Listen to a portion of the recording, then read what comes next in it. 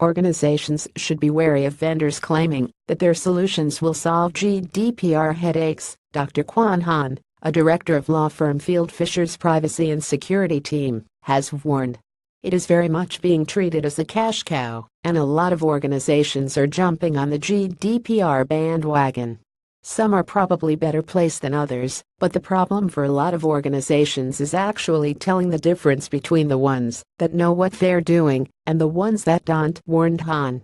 Some provisions of the GDPR are not as clear as they could be. She continued, there is a lot of complexity, so some quotes could be very expensive, but on the other hand you might have really cheap quotes that offer a generic, cookie-cutter set of terms and conditions that are simply unsuitable for your business. So you do need some expertise to look at what is suitable for your business. More than that, though, added Han, there's many ambiguities and apparent contradictions in the GDPR that still need to be cleared up. There's quite a lot of them. There are different reasons why there's some uncertainty. One is that some provisions of the GDPR are not as clear as they could be, probably as a result of the political negotiations and the long period of time that it has been discussed in the EU.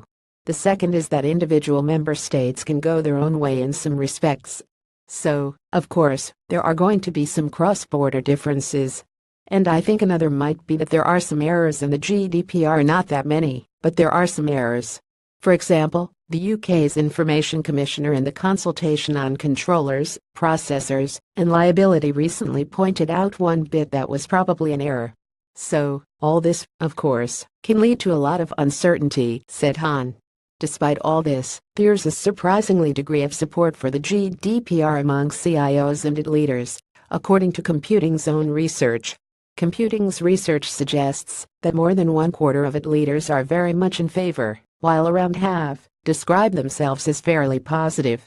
Not more than 10% were against it in any way, with only 1% implacably opposed.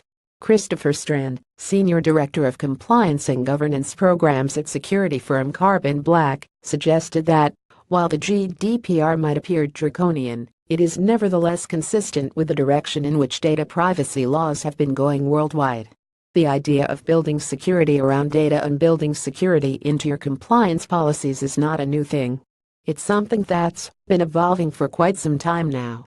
At the same, while there's that little bit of trepidation about how GDPR is going to be enforced, the idea of enforcing that against a framework or the convergence of security with compliance is not a new one.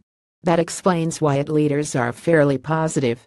They understand that this is a continuation of that convergence between compliance regulations, mandatory regulations, and security policy. Whereas they are a little unsure about the first steps, because they don't know how to apply the framework to something like the GDPR. Kuan is an expert on the General Data Protection Regulation and has written a series of guides for computing on the subject, covering not just the forthcoming GDPR, but some of the other data security and privacy directives that are on the way. Part 1 can be found here. To find out more about forthcoming computing summits, IT leaders forums, IT leaders dining clubs, web seminars and other events, please check out our dedicated computing events website.